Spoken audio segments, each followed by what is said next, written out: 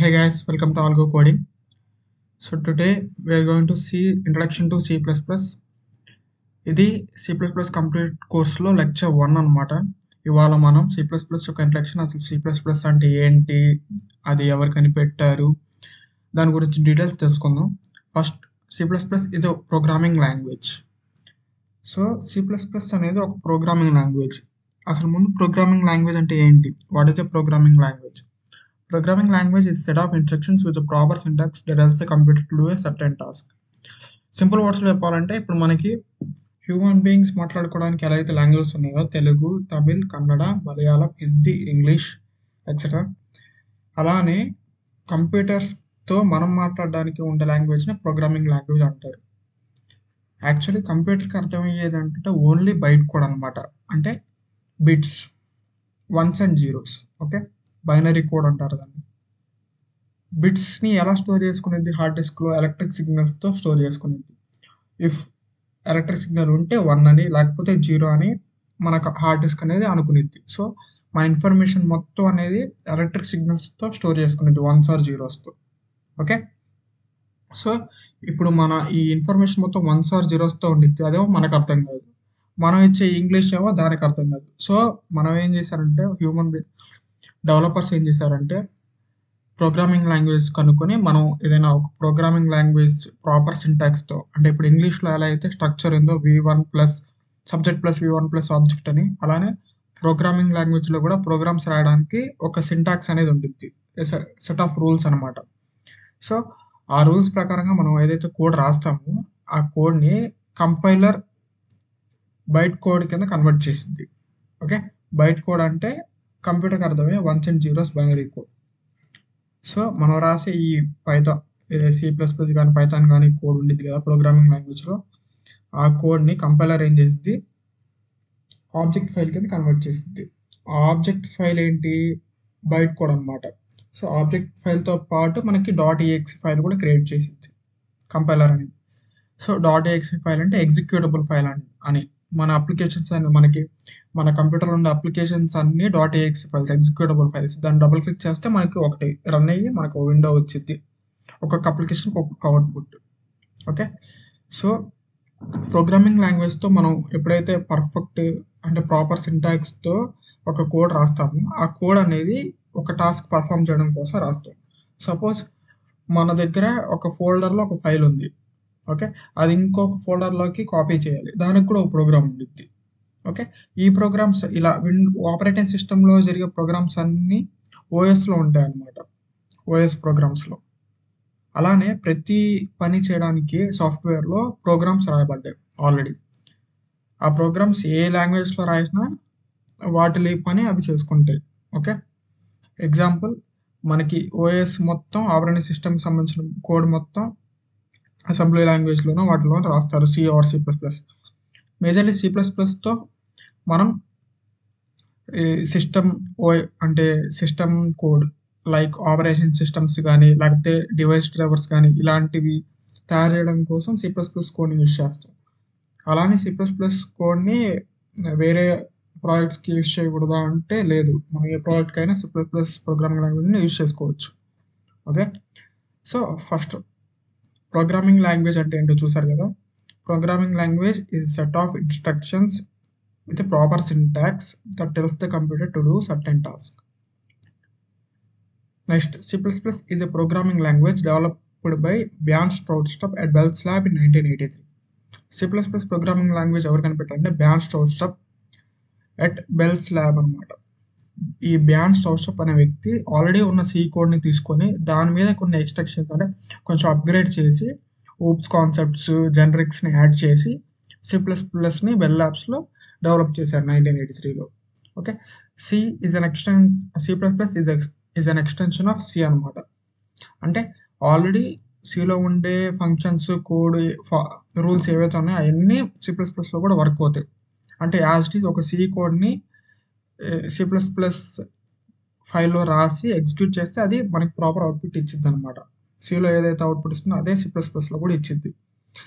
C++ అడిషనల్గా ఇంకేం add చేశారంటే oops concepts like classes, objects, ఇంకా అబ్స్ట్రాక్షన్, ఎన్క్యాప్సులేషన్, పాలిమార్ఫిజం, ఇంకా వర్చువల్, చైల్డ్ క్లాసెస్ అవన్నీ ఉంటాయి అన్నమాట. నెక్స్ట్ జనరిక్స్ అంటే templates, okay, standard template library ఇవన్నీ C++లో అడిషనల్గా యాడ్ చేశారు, సిలో ఉన్నవి కాకుండా. ఓకే, ఏదైనా ఒక ప్రోగ్రామింగ్ లాంగ్వేజ్ ఎగ్జిక్యూట్ అవ్వాలంటే, అంటే రన్ అవ్వాలంటే, దాన్ని ముందు కంపైలర్ నార్మల్ ఫైల్ నుంచి ఆబ్జెక్ట్ ఫైల్ కంటే బయట కోడ్లో కన్వర్ట్ చేయడానికి ఒక కంపైలర్ అనేది కావాలి మనకి. ప్రతి లాంగ్వేజ్కి కంపైలర్ ఉండిద్ది. అలానే C++ యొక్క కంపైలర్ ఏంటంటే జీసీసీ. ఓకే, మనం ప్రీవియస్ వీడియోలో ఎక్కించిన కోడ్ బ్లాక్స్లో కూడా మనం జీసీసీ కంపైలర్ని ఎక్కించాం. జీసీసీ కంపైలర్ లేకపోతే కోడ్ బ్లాక్స్ ఐడి ఉన్నా కానీ మనకి C++ కోడ్ ఎగ్జిక్యూట్ అవ్వదు, ఎందుకంటే కంపైలర్ అనేది మస్ట్ అండ్ షుడ్ ఉండాలి. ఓకే, సో ఇప్పుడు ఒకసారి డెమో చూద్దాం. ఈ సిపిపి ఫైల్ .cpp ఫైల్ ఎలా ఆబ్జెక్ట్ ఫైల్గా ఎగ్జిక్యూటబుల్ ఫైల్గా మారిద్దో చూద్దాం అన్నమాట. నేను కోడ్ బ్లాక్స్ ఓపెన్ చేస్తున్నా. కోడ్ బ్లాక్స్ ఎలా ఎక్కించాలి అనేది ఆల్రెడీ మనం ప్రీవియస్ వీడియోలో చూసాం. మీకు ఐకార్డ్స్లో లింక్ ఇస్తాను, కావాలంటే చెక్ చేసి డౌన్లోడ్ చేసుకోండి. మనం ఇప్పుడు నేర్చుకునే C++ కోర్స్ మొత్తం కోడ్ బ్లాక్స్లోనే నేర్చుకుంటాం. ఓకే, కొత్త ఫైల్ క్రియేట్ చేయాలంటే ఇక్కడ ఫైల్ కింద న్యూ ఫైల్ ఉంది కదా, దాని మీద క్లిక్ చేసి ఎంటీ ఫైల్ క్లిక్ చేయండి. Ctrl+S new.cpp. ఓకే, ఈ new.cpp క్లిక్ చేసి సేవ్ చేస్తున్నాం. ఓకే, ఇక్కడ నేను సేవ్ చేసి ఒక శాంపుల్ కోడ్ రాస్తున్నాను అనమాట. మీరు అబ్జర్వ్ చేస్తే లాస్ట్ వీడియోలో కూడా నేను ఈ సేమ్ సింటాక్స్ అయితే యూజ్ చేశాను. Okay,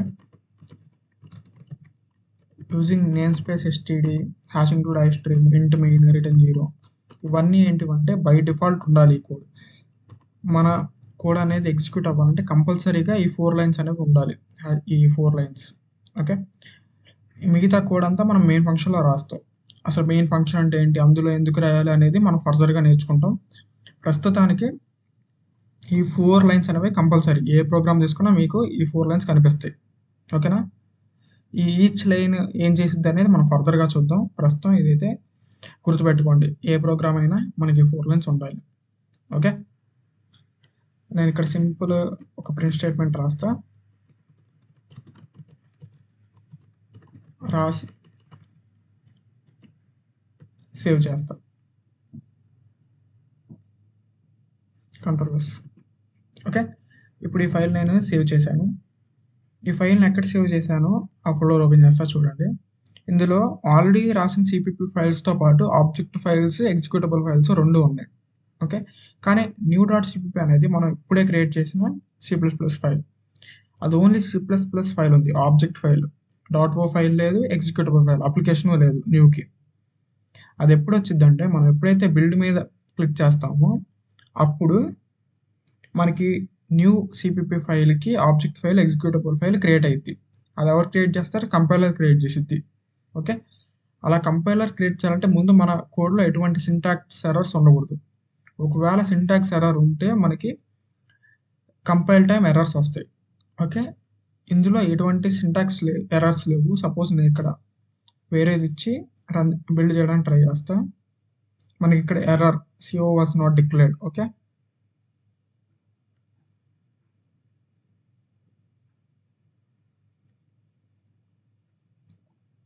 so error CO was not declared అని వచ్చింది కదా.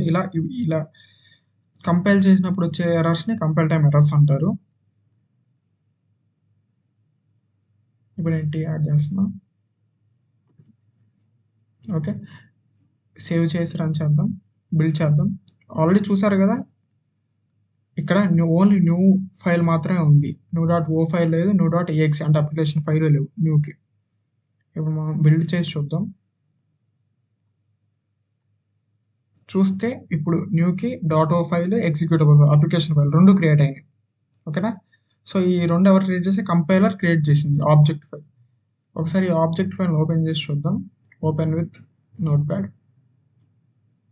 చూసారు కదా, అంతా some different type of text ఉంది, మనకు అర్థం కానిది. ఓకేనా, ఇది ఓన్లీ మన ఓఎస్కి మాత్రం అర్థమైద్ది. ఓకే, ఇప్పుడు ఈ ఎగ్జిక్యూటబుల్ ఫైల్ ఉంది కదా, ఇదే మన కోడ్ యొక్క అవుట్పుట్. మన ఈ కోడ్ ఏమైతే అవుట్పుట్ ఇచ్చిందో అది ఎగ్జిక్యూటబుల్ ఫైల్ అప్లికేషన్లో ఉంటుంది. దీన్ని డబుల్ క్లిక్ చేసినా ఇక్కడ రన్ చేసినా ఒకటే మీనింగ్. ఓకేనా, ఫస్ట్ ఇక్కడ రన్ చేసి చూద్దాం. Hello algo coders. సో మనం ప్రింట్ స్టేట్మెంట్లో ఏదైతే ఇచ్చామో అది ప్రింట్ అయింది ఇక్కడ. Hello algo coders. ఓకేనా, నేను దీన్ని క్లోజ్ చేసి, ఓకే గైస్, ఇప్పుడు మనం రన్ చేసాం కదా ఫైల్, మనకు ఒక అవుట్పుట్ వచ్చింది. ఇప్పుడు నేనేం చేస్తున్నా అంటే ఇక్కడ కోడ్ చేంజ్ చేస్తున్నా. ఆల్గో కోడర్స్ బదులు సూపర్ కోడర్స్ అని రాసి సేవ్ చేసా కంట్రోల్-S. కానీ నేను బిల్డ్ చేయకుండా డైరెక్ట్గా రన్ చేస్తా. చూద్దాం అవుట్పుట్ ఏమొచ్చింది. చూడండి, ఇంకా హలో ఆల్గో కోడర్స్ అని మాత్రమే వచ్చింది. అంటే ప్రీవియస్గా ఏదైతే ఉందో అదే ఎగ్జిక్యూట్ అవుతుంది. సో ఇది మళ్ళీ మనం చేంజెస్ చేసినవి మళ్ళీ మనకి ఎగ్జిక్యూషన్లో కనిపించాలంటే మనం మళ్ళీ దాన్ని బిల్డ్ చేయాలి. ఓకేనా, మనం కోడ్ని ఎన్నిసార్లు చేస్తే అన్నిసార్లు బిల్డ్ చేయాలి. అప్పుడే అది మనం చేంజ్ చేసింది ఎగ్జిక్యూటబుల్ ఫైల్లోకి రిఫ్లెక్ట్ అవుతుంది. సో ఇప్పుడు నేను మళ్ళీ బిల్డ్ చేసి రన్ చేస్తున్నా. చూసారు కదా, ఇప్పుడు హలో సూపర్ కోడర్స్ మనం చేంజ్ చేసినది ఇక్కడ రిఫ్లెక్ట్ అవుతుంది ఇప్పుడు. ఓకే, సో ఇది మన C++ యొక్క ఇంట్రడక్షన్. ఎవరు కనిపెట్టారంటే Bjarne Stroustrup in the year 1983 at bell labs. అసలు C++ అంటే ఏంటి? Programming language. ప్రోగ్రామింగ్ లాంగ్వేజ్ ఏం చేసింది? మనం ఇచ్చే ఇన్స్ట్రక్షన్స్ తీసుకొని కంపైలర్ చేత మనకు ఉన్న కంప్యూటర్కి అర్థమయ్యే విధమైన బయట కోడ్లో కన్వర్ట్ అయ్యి ఒక టాస్క్ అనేది పర్ఫామ్ చేసింది. సింపుల్గా చెప్పాలంటే మనం ఇచ్చిన ఏదైతే ఇన్స్ట్రక్షన్స్ ఉందో అది బిల్డ్ అండ్ రన్ చేసినప్పుడు అవుట్పుట్ కింద రావాలి. Okay, that's it for this video guys. Thank you. Subscribe for more such content. మీకు ఏమైనా డౌట్స్ ఉంటే అది కామెంట్ సెక్షన్లో మెన్షన్ చేయండి. మీకు ఈ కంటెంట్ నచ్చినట్లయితే లైక్ చేయండి, మీ ఫ్రెండ్స్ అందరికీ షేర్ చేయండి. Thank you.